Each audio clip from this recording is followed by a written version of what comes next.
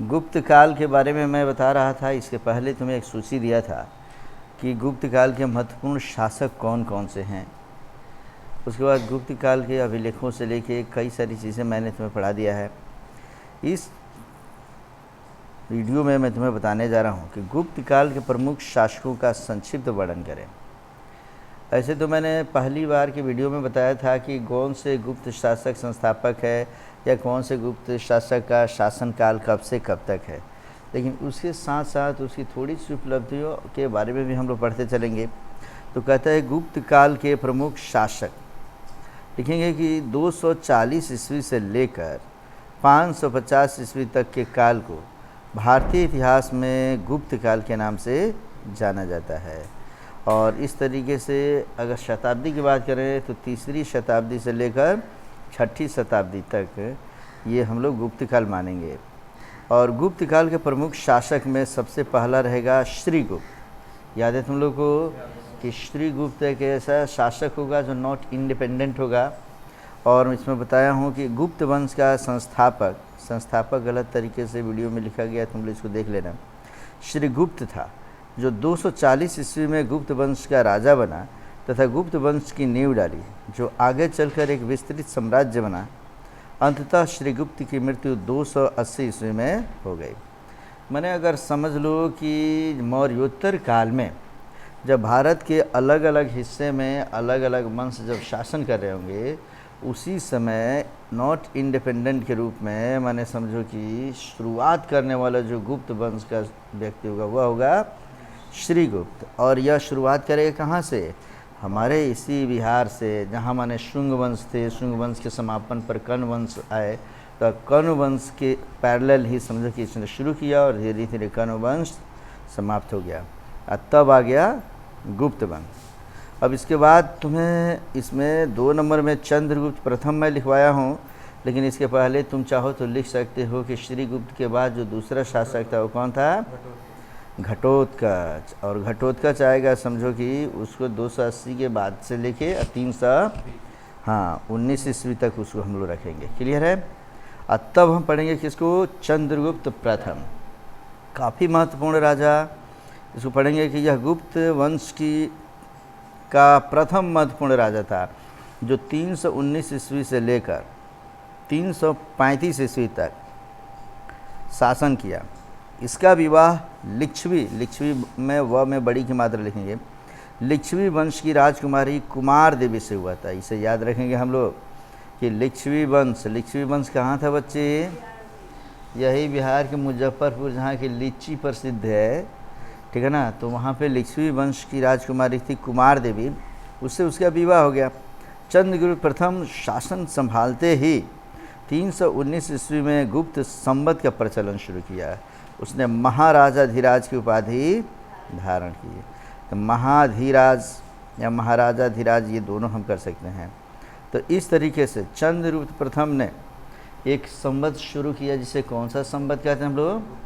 गुप्त संवत शुरू बोलेंगे। याद रखेंगे अलग अलग व्यक्ति। कुषाण वंश का शासक कनिष्क 78 ईस्वी में शासन संभालते उसने एक संवत का शुरुआत किया। कौन सा संवत? शक संवत। गुप्त वंश का प्रथम स्वतंत्र शासक चंद्रगुप्त प्रथम, ये शासन जब संभाला तो 319 ईस्वी में इसने एक संवत चलाया। कौन सा संवत? गुप्त संवत। आगे तुम्हें मिलेगा चंद्रगुप्त द्वितीय विक्रमादित्य, वह एक संवत चलाएगा जिसे हम कहेंगे विक्रम संवत। आ रहा है समझ में ठीक से? तो संवत से संबंधित याद रखेंगे। उसी प्रकार हज़रत मोहम्मद सल्लल्लाहु अलैहि वसल्लम इस्लाम धर्म के जो प्रवर्तक माने जाते हैं, उन्होंने समझो कि 622 ईस्वी में एक संवत चलाया, जिससे हम क्या कहेंगे? हिजरी संवत। वो मुसलमानों का कैलेंडर उस पर चलेगा, ठीक है। तो इस तरीके से चंद्रगुप्त प्रथम के बारे में हमने बता दिया कि 319 में इसने गुप्त संवत का प्रचलन किया। अब इसके बाद जो शासक होता है गुप्त वंश का महान प्रतापी शासक में आता है ये समुद्रगुप्त। कौन सा शासक? तो गुप्त वंश का पहला महान शासक समुद्रगुप्त था, जिसकी उपलब्धियों को हरिशेन द्वारा रचित प्रयाग प्रशस्ति अभिलेख में लिखा गया है। इसका शासनकाल 335 ईस्वी से लेकर 375 ईस्वी तक था। याद रखेंगे, समुद्रगुप्त के विजयों के आधार पर इतिहासकार स्मिथ ने समुद्रगुप्त को भारत का नेपोलियन कहा है। चीनी ग्रंथ से ज्ञात होता है कि समुद्रगुप्त का समकालीन लंका के राजा मेघवर्ण था। समुद्रगुप्त स्वयं कवि एवं विद्वान था। प्रयाग प्रशस्ति अभिलेख में इसे कविराज कहा गया है। और समुद्रगुप्त अश्वमेघ यज्ञ भी किया करता था, जो उसकी मुद्राओं से पता चलता है। कुछ मुद्राओं में इसे वीणा बजाते हुए चित्रित किया गया है, अर्थात यह संगीत प्रेमी भी था। काफ़ी इम्पोर्टेंट, अगर गुप्त काल पढ़े और गुप्त काल में समुद्रगुप्त को न पढ़े हैं तो समझो कि हमने कुछ नहीं पढ़ा बच्चे। समुद्रगुप्त के बारे में, उसके बारे में एक्सप्लेनेशन जो होता है उसमें कई सारे लेखकों के द्वारा पता चलता है, लेकिन इसमें एक लिखा हुआ है जो परीक्षा में पूछता है कि प्रयाग प्रशस्ति अभिलेख किसने लिखा था? हरिसेन ने लिखा था। काफ़ी इम्पोर्टेंट।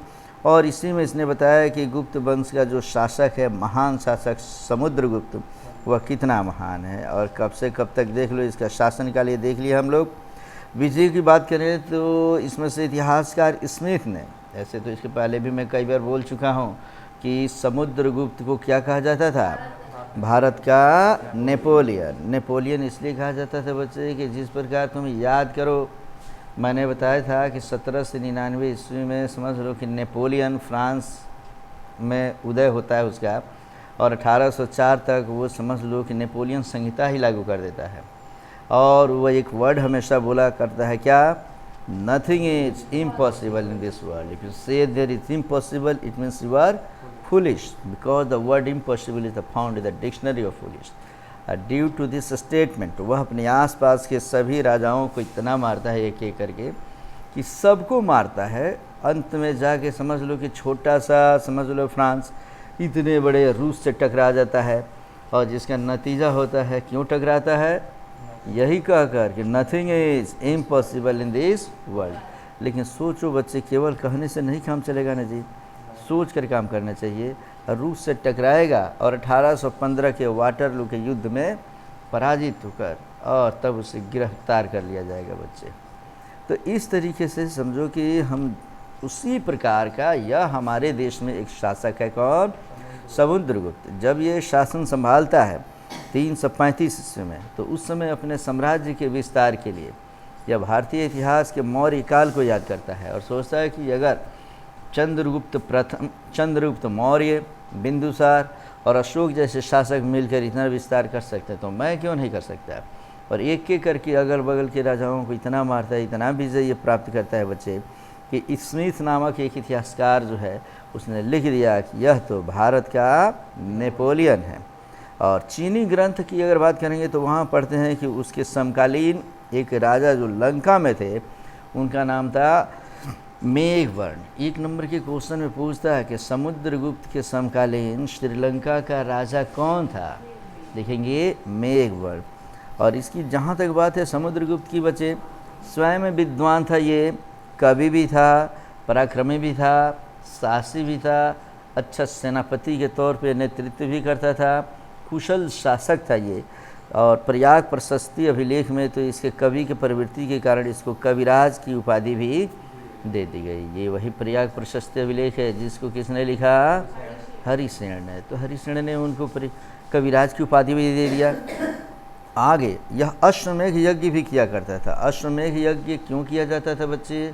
एक राजा अपने वर्चस्व को दिखाने के लिए कि मैं बहुत ताकतवर हूँ, खबरदार जिस यज्ञ को मैं करने जा रहा हूँ, मैंने समझ लो कि घोड़े के, मैंने समझ लो कि घी से उस अश्वमेघ यज्ञ को किया जाता था।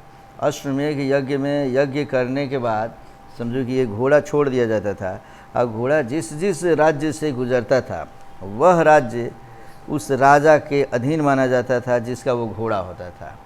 यदि किसी राजा ने उस घोड़े को पकड़ लिया तो समझो कि उसने समुद्रगुप्त से बगावत कर लिया, वह उसकी अधीनता स्वीकार नहीं कर रहा है। तो इस तरीके से घोड़े को कोई पकड़ता नहीं था, और यदि कोई पकड़ लेता था इसका मतलब कि वो चैलेंज देता है, खुला चैलेंज कि मैं समुद्रगुप्त तुमसे युद्ध करना चाहता हूँ। और फिर समुद्रगुप्त की सेनाएं उसके साथ ही रहा करती थी, युद्ध होता था और उसे पराजित करता है। तो इस प्रकार चाहे कोई भी राजा हो, अश्वमेध यज्ञ यदि वो कर रहा है, इसका मतलब कि वह अपने वर्चस्व को दिखाना चाहता है। याद करो, रामायण में श्री राम ने भी अश्वमेध यज्ञ किया था, और उनके घमंड को चकनाचूर करने वाले व्यक्ति कौन थे? उन्हीं के पुत्र लव और कुश, जो जंगलों में उन घोड़ों को पकड़ लिए और एक एक करके श्री राम जी की पूरी सेना को तहस नहस कर दिया बच्चे।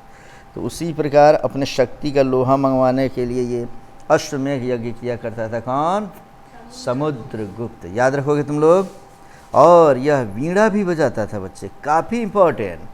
चंद्रगुप्त का जो पुत्र है, इसमें चंद्रगुप्त प्रथम का पुत्र समुद्रगुप्त, यह क्या बजा रहा है जी? वीणा। पूछता है कि कौन सा गुप्त शासक संगीत प्रेमी था? क्या लिखे? कौन सा गुप्त शासक कविराज था?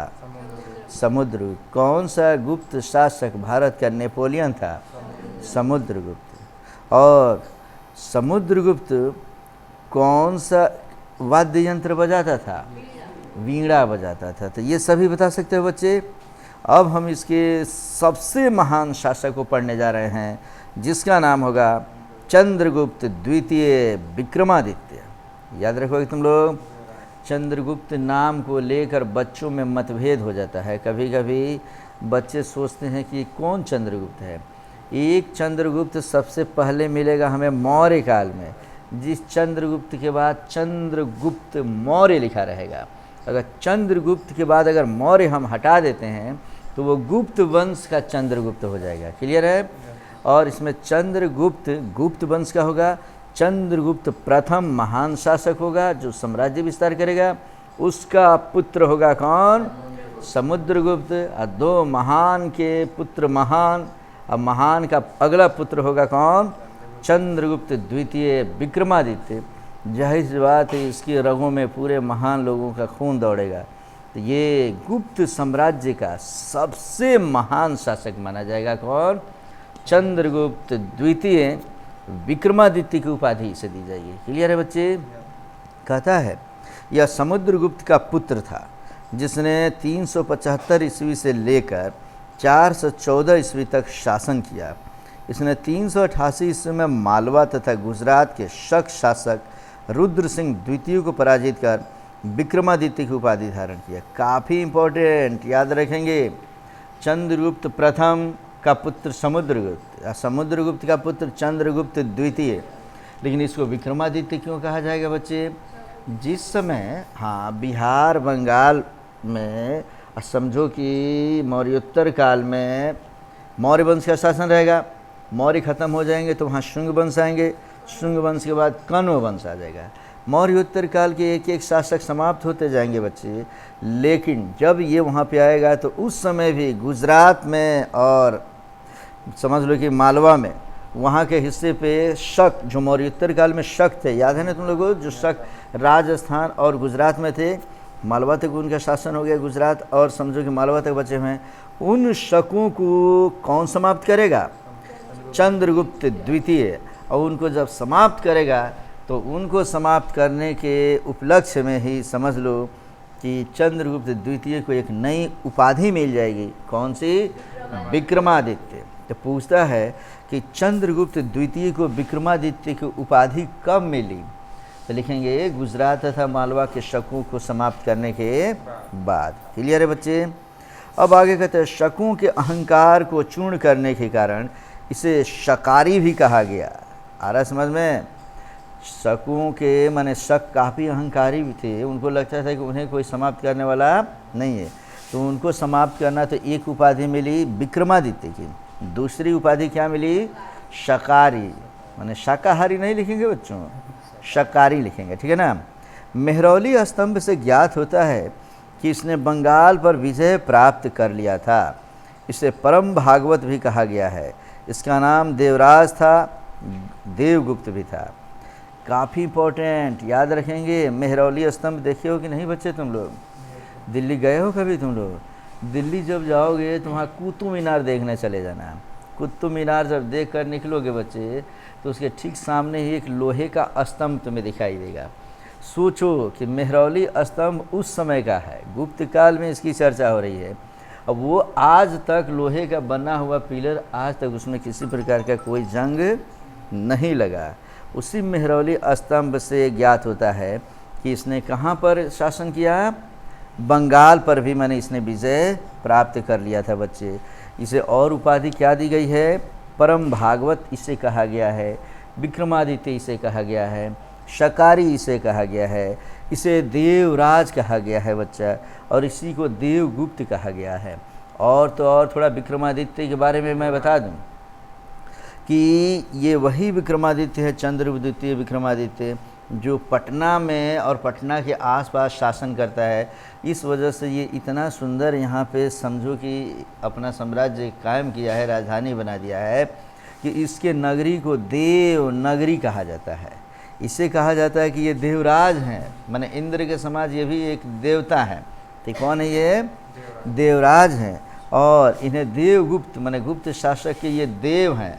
और तो और बिहार के आसपास के लोग इन्होंने कहा कि ये जिस पटना के आसपास के क्षेत्रों में ये जिस नगर की स्थापना की है वो कौन सा नगर है, देवनगर है, देवों का नगर, जिसकी तुलना इंद्र के इंद्रासन से कर दी गई, ठीक है ना। और इन्हीं के राज्य में एक लिपि विकसित हुई जिसे देवनागरी कहा गया। लिपि के बारे में थोड़ा सा मैं बता दूं कि भारत की सबसे प्राचीन लिपि कौन सी है, ब्राह्मी लिपि। ब्रह्मा ने, ये माना जाता है कि जब सृष्टि का रचना किया तो ब्रह्मा जी कहाँ के देवता थे, अरे हमारे भारत के देवता थे बच्चों। तो ब्रह्मा ने जो लिपि विकसित कर दी उसे हम कौन से लिपि कहते हैं, ब्राह्मी लिपि। ब्राह्मी लिपि आगे चलकर नागर ब्राह्मण जब आए तो उन्होंने उसका नाम बदल के नागरी लिपि विकसित कर दिया। आ रहा समझ में ना, नागर ब्राह्मण ये गुजरात में रहते थे, मालवा में रहते थे। आ रहा समझ में ना जी। तो गुजरात मालवा के जो नागर ब्राह्मण थे, मध्य प्रदेश के मालवा के क्षेत्र के, उन्होंने जो लिपि विकसित किया उसे हम नागरी लिपि कह दिए। और आगे चलकर विक्रमादित्य जब देवताओं से इनकी तुलना की जाने लगी और देवनगर जैसा ये नगर स्थापित कर दिए, तो इनके समय में वही नागरी लिपि बदल कर क्या कहला गई, देवनागरी लिपि। उसी प्रकार तो इस तरीके से बच्चे, इसी के समय में चीनी यात्री फाहियान भारत आया था और 415 ईस्वी तक कुल 16 वर्ष भारत में रहा। उसने अपनी रचना फो क्यो की में गुप्त काल की कई विशेषताओं का वर्णन किया है। दो शासक चीनी यात्रियों में, दो यात्री काफ़ी इंपॉर्टेंट बच्चे, एक है फाहियान और दूसरा है ह्वेनसांग। हालांकि इत सिंह भी रहेगा, लेकिन फाहियान और ह्वेनसांग को लेकर बार बार क्वेश्चन पूछता है। तो ह्वेनसांग जो होगा वह हर्षवर्धन के शासनकाल में आएगा। किसके शासनकाल में, हर्षवर्धन। ह से ह्वेन, ह से हर्षवर्धन। क्लियर है, भूलेंगे नहीं हम लोग। चंद्रगुप्त द्वितीय विक्रमादित्य के शासनकाल में आएगा कौन, फाहियान। याद रखेंगे हम लोग। अब फाहियान एक रचना करेगा जिसका नाम हो गया फो क्यो की। फ से फाहियान और फ से फो क्यो की। और जो इसमें से ह्वेनसांग आएगा वो एक पुस्तक का रचना करेगा जिसका नाम रहेगा सी यू की। क्लियर है, दोनों को तैयार रखोगे तुम लोग। तो इसमें हम लोग फाहियान आएगा किसके समय में, चंद्रगुप्त द्वितीय विक्रमादित्य के समय में। अब फाहियान आएगा तो कितने वर्षों तक रहेगा बच्चे, 16 वर्ष तक भारत में रहेगा। और उसने अपनी रचना में गुप्त साम्राज्य का पूरा वर्णन किया है। समस्त चीज़ों के बारे में, राजनीति की बात हो, समाज की बातें हो, यहाँ की शिक्षा व्यवस्था की बातें हो, बहुत सारी चीज़ें वो वर्णन किया है। तो अगर हम फोक्यो की अगर पढ़ते हैं फाहियान की रचना, तो उससे भी गुप्त साम्राज्य के इतिहास को हमें समझने में काफ़ी मदद मिलती है। क्लियर है। अब कहते हैं चंद्रगुप्त द्वितीय का विवाह नागवंश की राजकुमारी कुबेर नागा से हुआ था। किस वंश की राजकुमारी से, नागवंश की राजकुमारी। राजकुमारी का नाम क्या था बच्चा, कुबेर नागा। कुबेर नागा से उत्पन्न पुत्री प्रभावती गुप्त का विवाह वाकाटक वंश के शासक रुद्रसेन द्वितीय से हुआ था। याद करो, वाकाटक वंश बताया था मैं तुम्हें, जहाँ पे शक वगैरह समाप्त होंगे। दक्षिणी में अगर जाएंगे हम सतवाहन वगैरह के समापन पे कौन सा वंश आएगा, वहाँ पे वाकाटक वंश आ जाएगा, मौर्योत्तर काल के बाद से। उत्तर में जहाँ समझो कि ये हमारा गुप्त वंश रहेगा, वहीं दक्षिण में जाएंगे, थोड़ा सा याद करो बच्चे, तो वहाँ पे कौन सा वंश आ जाएगा तुम्हारा, वाकाटक वंश, पिछला वीडियो देख लेना कौन सा वंश किधर है, ठीक है। और इस तरीके से प्रभावती गुप्त जो इसकी पुत्री थी उसका विवाह कर दिया गया वाकाटक वंश के शासक रुद्रसेन द्वितीय से। और जब समझ लो कि जहाँ अगर पुत्री का विवाह कर दिया जाए, पुत्र का विवाह कर दिया जाए, तब वो दुश्मन नहीं क्या हो जाते हैं, दोस्त हो जाते हैं, रिश्तेदार हो जाते हैं, बच्चे दुश्मनी भूल जाती है। तो क्षेत्र विस्तार में भी इसको आसानी मिलती है। अब आगे कहता है कि राजा भोग की रचना श्रृंगार प्रकाश में बताया गया है कि चंद्रगुप्त द्वितीय ने कालिदास को अपना राजदूत बनाकर कुंतल नरेश कुकुस्थ वर्मन के दरबार में भेजा था। याद रखेंगे बच्चे, श्रृंगार प्रकाश पूछेगा, श्रृंगार प्रकाश किसकी रचना है, तो लिखेंगे राजा भोग की रचना है। और इसमें उसने क्या बताया है कि कालिदास चंद्रगुप्त द्वितीय के कौन थे, राजदूत थे। काफ़ी इम्पोर्टेंट, कालिदास का नाम सुने हो ना बच्चे तुम लोग, ये वही कालिदास हैं जो बचपन में महामूर्ख की उपाधि धारण किए थे। समझ में आ गया, कहानी तुम्हें याद होना चाहिए कि स्वयंवर चल रहा था, समझ लो किसका, विद्यावती का। और विद्यावती एकदम प्रण कर ली थी कि मुझसे योग्य कोई होगा तभी मैं शादी करूंगी, न तो शादी नहीं करूंगी। और उस स्थिति में कई विद्वान ऋषि मुनि गए, लेकिन सब लोग उससे शास्त्रार्थ में पराजित हो गए। तब वहाँ के ऋषियों ने सोच लिया इसकी शादी ना महामूर्ख से कराया जाए। तो जंगल में गए तो देख रहे थे कि एक ऐसा व्यक्ति है, एक मेन पेड़ के डाल पे जहाँ बैठा है, तो यहाँ बैठकर डाल को इधर से जड़ से काट रहा है। माने वो कटेगा तो सीधे कहाँ जाएगा, पेड़ के साथ ही वो नीचे चला जाएगा। सोचे कि दुनिया में इससे बड़ा महामूर्ख कोई नहीं है। बोल दे कि आजा, क्या नाम है, तो काला कल्लू उठा तो तुतलाता भी था कालिदास। मैंने बोले कि अरे कालिदास, मुँह से कुछ बोलना मत, चलो तुम शादी करना चाहते हो क्या। कालिदास उछलने लगे, अरे मेरी भी शादी हो जाएगी। तो इस तरीके से बोले कुछ उछलो मत और कुछ बोलो भी मत, चुपचाप शांति से चलो। एक स्वयंवर में ले चल रहे हम लोग, बढ़िया से कपड़ा वगैरह पहना दिए उसको, बोले कि तुम्हें कुछ बोलना नहीं है। समझाने के बावजूद भी जब लेकर गए बच्चे, अब विद्यावती पूछने चाही, तब तक ऋषियों ने बताया कि राजकुमारी विद्यावती आज इनका मौन व्रत है, इसलिए आज ये कुछ बोलेंगे नहीं। तब विद्यावती बोली कोई बात नहीं, तुम्हें इशारों में पूछ लेती हूँ, बता दे ये। अब तो ऋषि सोच में पड़ गई, अरे भाई इशारे में क्या पूछे, क्या बताएगा। तब समझ लो कि विद्यावती ने समझो कि एक उंगली उठाई, ऐसे एक उंगली ऊपर की, तो कालिदास को लगा कि ये तो मेरा एक आँख भड़काने के लिए कह रही है। तो उन्होंने दोनों उंगली ऐसे कर दिया। मन उनको लगा कि कालिदास मन ही मन सोचे कि मैं तुम्हारा एक आँख मेरा भड़काओगी एक उंगली से, मैं तुम्हारा दोनों आँख भड़का दूँगा। अब तो विद्यावती नाराज़ हो गई कि ये क्या कर रहा है वो। ऋषियों ने समझाया कि हे राजकुमारी, इसने बताया कि आत्मा एक है, आपने कहा है, परमात्मा एक है, आपने कहा है। इसने बताया कि आत्मा इसका दूसरा रूप है। आत्मा और परमात्मा दोनों एक दूसरे से संबंधित है। ये सुनती है तो विद्यावती प्रसन्न हो जाती, घरी इसे तो आत्मा परमात्मा का परम ज्ञान है। अब उसके बाद फिर विद्यावती सोच में पड़ती है, फिर विद्यावती क्या करती है कि ऐसे दिखाती है, ठीक है ना जी। जब ऐसे करती है, मैंने उंगली पाँचों उंगली करके तलहथी सामने ऐसे दिखा रही है, तब उस स्थिति में समझ लो बच्चे, कालिदास को लगता है कि ओ ये 5 उंगली दिखा रही है सामने, मतलब मुझे थप्पड़ मारने के लिए कह रही है। तो कालिदास ने उसको मुख का दिखा दिया ऐसे, आ रहा समझ में ना। विद्यावती फिर नाराज हो गई कि ये क्या है बदतमीजी।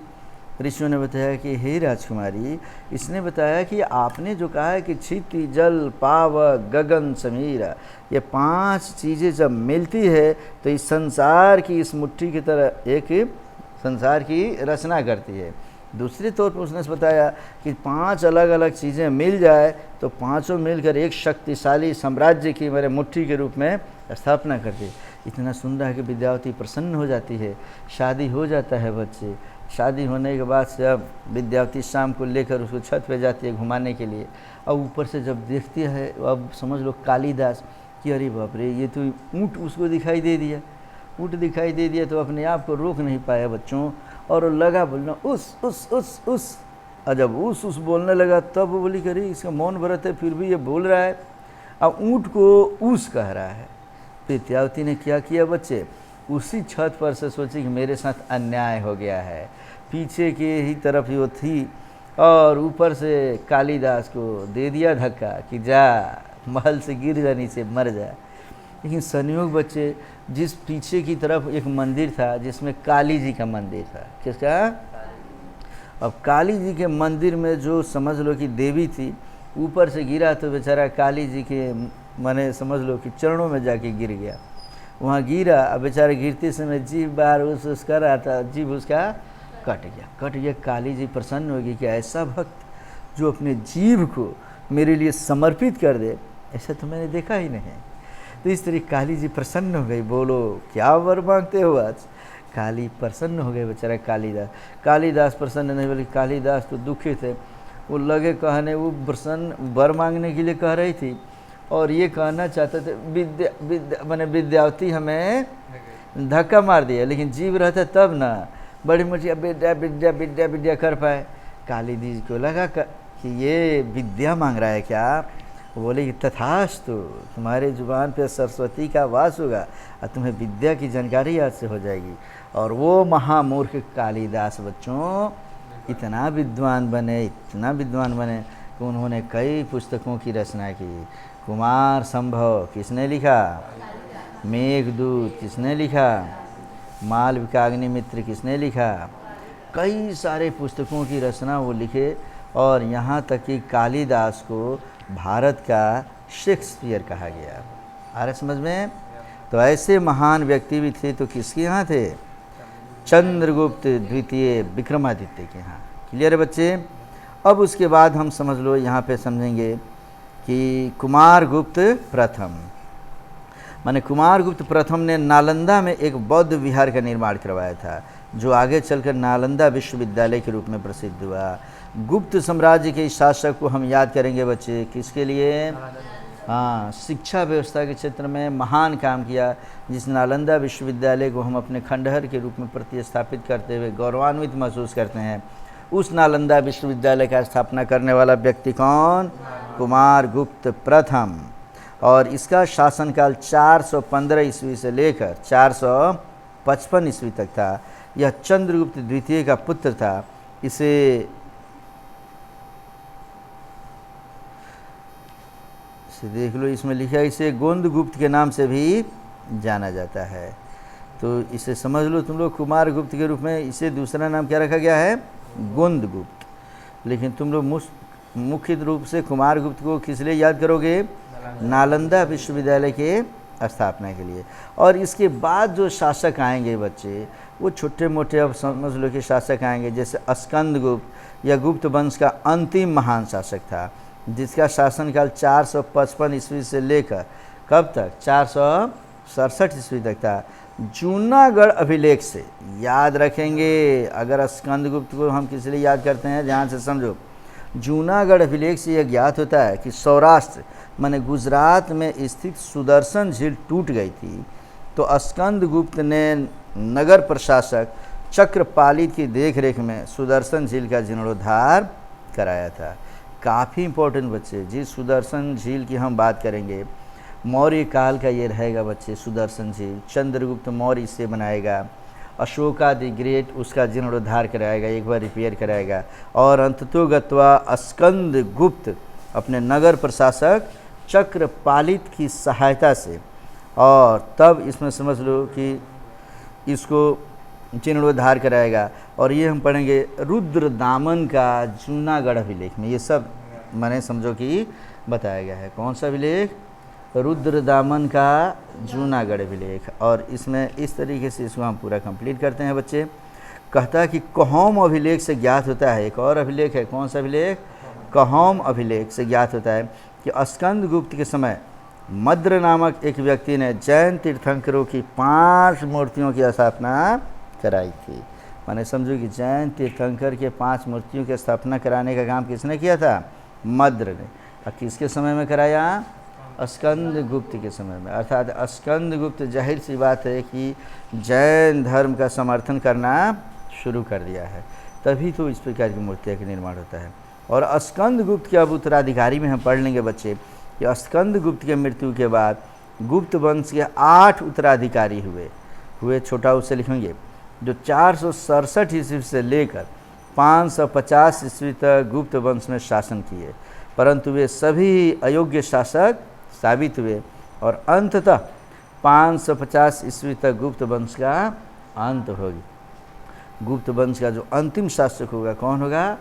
विष्णुगुप्त। क्लियर है बच्चे? और गुप्त वंश के समापन पर गुप्तोत्तर काल शुरू हो जाएगा बच्चे। अब गुप्तोत्तर काल में इतना कमज़ोर हो जाएगा भारत कि अरब वाले हमारे देश पे आक्रमण करना शुरू करेंगे और प्राचीन काल का समापन हो जाएगा और हम लोग प्रवेश कर जाएंगे कौन से काल में? मध्य काल में। तो बच्चे अभी तक मैंने तुम्हें जो बताया इसमें तुम्हें किसी प्रकार की कोई दिक्कत किसी को? गुप्त वंश के प्रत्येक शासक के बारे में मैंने करीब करीब बता दिया। प्रमुख शासक जो भी है उसके अभिलेख से संबंधित उसकी महत्वपूर्ण चीज़ें कुछ मैंने बता दिया। इतना तैयार कर लेते हो? तो गुप्त वंश का 2 प्रश्न, एक गुप्त वंश के प्रमुख शासकों का संक्षिप्त वर्णन करें और दूसरा गुप्त काल को स्वर्ण काल या स्वर्ण युग क्यों कहते हैं। दोनों क्वेश्चन तैयार कर लेते हो? सुरक्षित हो बोर्ड के दृष्टिकोण से तुम लोग, ये दोनों तैयार तो समझो कि गुप्ता तैयार। क्लियर है?